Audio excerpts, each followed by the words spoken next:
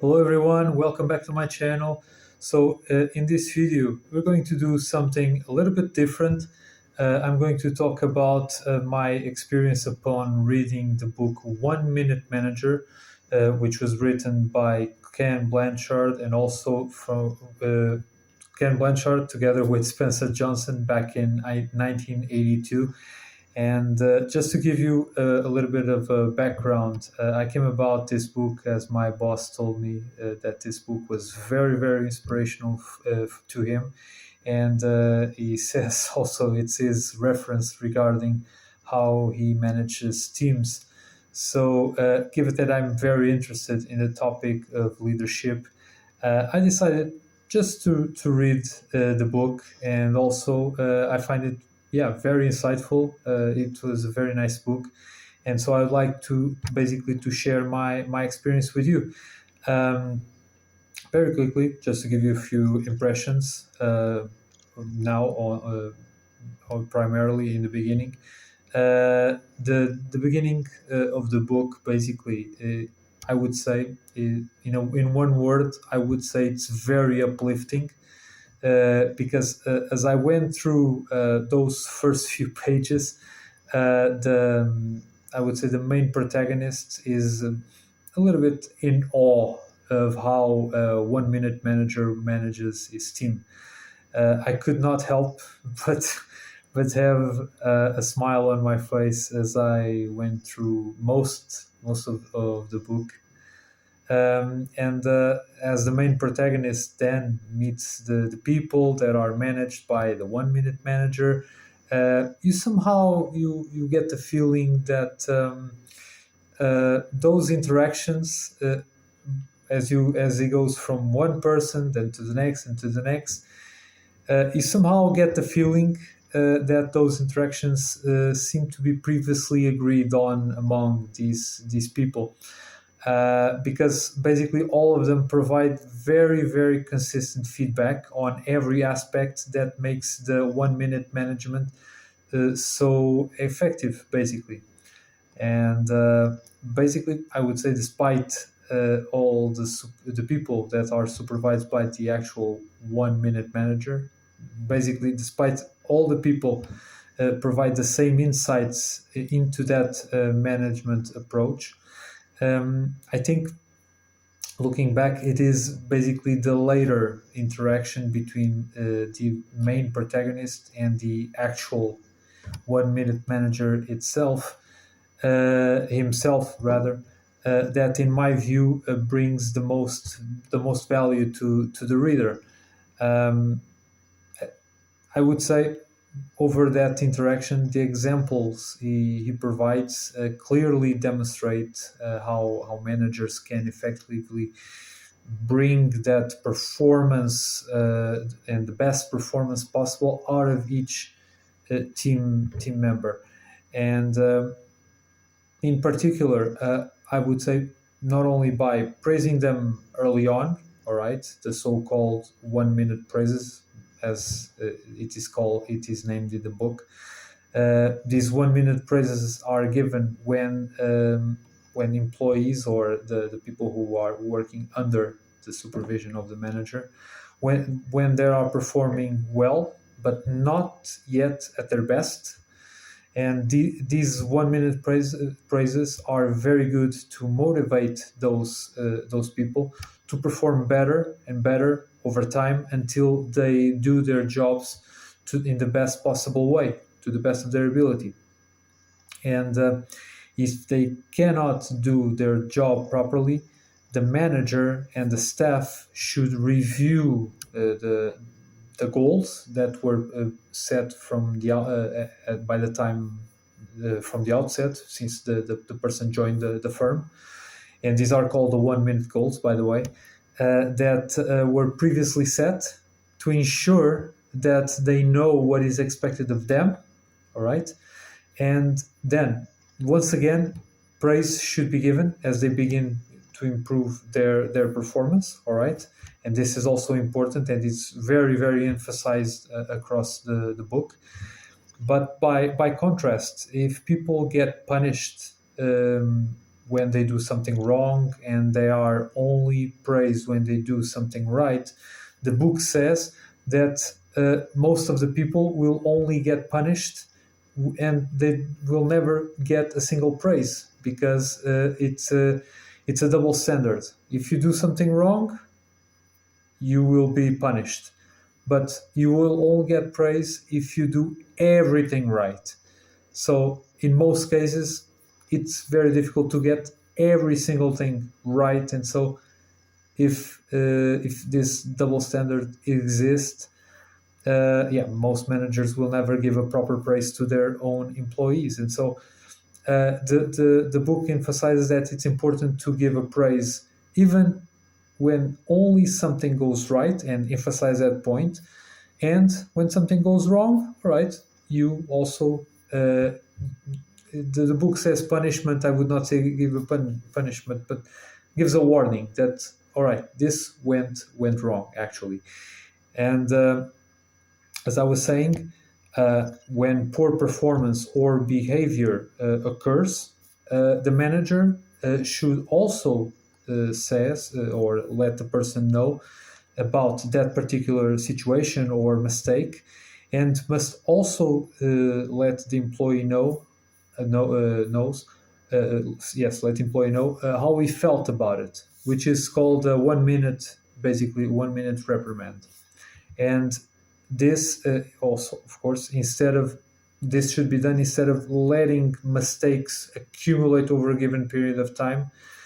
And once you get a whole list of reprimands to give, then you give them all at once, for example, in a performance review, which is not the best idea, because the context on when this reprimands should have taken place, and the context of those mistakes is completely gone. And so the emotional charge that comes with putting to laying out the list of mistakes, it's going to be much higher. And it's not going to work in terms of the relationship between the manager and employee. But if you address those mistakes and you give a 1 minute reprimand immediately after the situation has occurred, or after the manager knows about it, the cause of the mistake can be immediately addressed, and the interaction is much less likely to become tense and become emotional and become personal between the two people. And this is something that is very important, because over the long term, these people, both the manager and employee, need to work together on a daily basis. And so it's important to keep this balanced relationship and not jeopardize it by accumulating all sorts of reprimands or mistakes and laying them all out in a single situation, in a single go. Also, by following the 1 minute reprimand, it's very important. Following up the 1 minute reprimand, I would say it's very important, and the book says this, and I think it makes a lot of sense. It's very important to follow up with a praise on how valuable these people, the employees, are to the organization. And on one hand, it allows to end the exchange and this situation to be settled on a very positive note. And it allows the staff to understand that, all right, this is something that happened because of my behavior or our behavior, and this is nothing personal. All right, so the manager just lets his feelings being known to the person, not it's nothing personal to the employee. It's only about the action, what occurred, what was the mistake. All right, and this is something that must be emphasized. I would say also another interesting aspect about the book is the key messages that are written in plaques, which are held by the 1 minute manager, and they are, of course, they are scattered across the book. And these plaques are held by the 1 minute manager and also by the people that he manages as a reminder, you see. And so This is important because it sends a very very powerful message, all right, to the reader, and the reader looking back upon reading the book, these messages in the plaques are the main takeaways that the reader will get and will remind later on in the future. And so I think it is very useful for you as you go through your corporate ladder, as you begin to manage people. It's important to keep these taglines in mind and these short messages in mind when you do your own people management. It's important in my view. And also adjacent to these messages in the plaque, there is also a very useful diagram created by the main protagonist at the end of the book, which summarizes the features of the 1 minute management. And basically, what says in a nutshell is that good management practices are based on one hand, consequential feedback to the other people. All right, so you give feedback continuously and with a reason.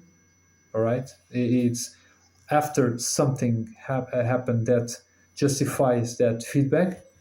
And on the other hand, by establishing a connection with each team member, because by doing this, by making sure that he gets praise when something goes wrong, he also is reprimanded, or the manager lets him know that something went wrong. At the same time, and also by ending the reprimand on a positive note with a praise, uh, it establishes eventually a good connection with the team member. And if this is applied to everyone, you have the solid foundations to have a very good team in terms of their working relationships, and this is critical in each and every organization.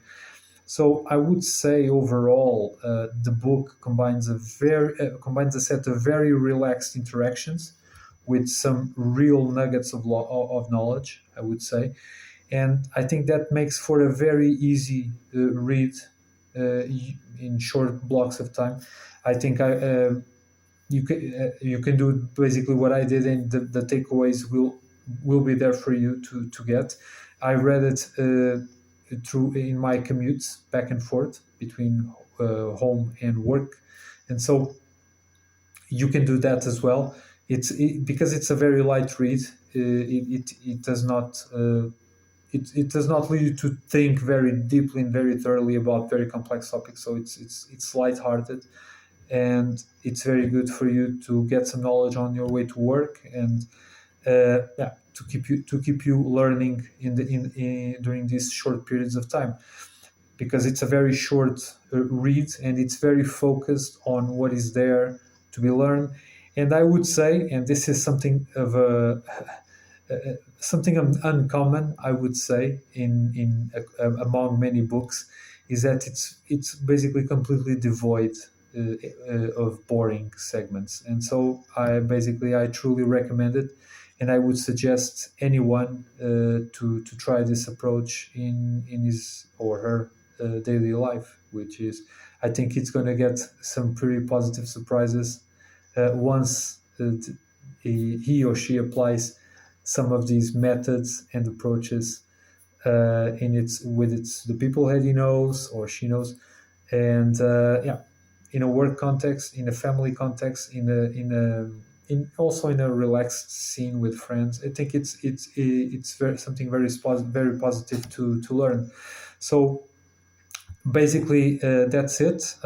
Let me know in the comments how was your experience with the book, and of course, feel free to like the video and subscribe. Also, if you want to send me a message, feel free to approach me and connect with me on LinkedIn. I will be happy to continue the conversation later on in there. And basically, yeah, that's it. Thank you so much, and have a great day. Thank you.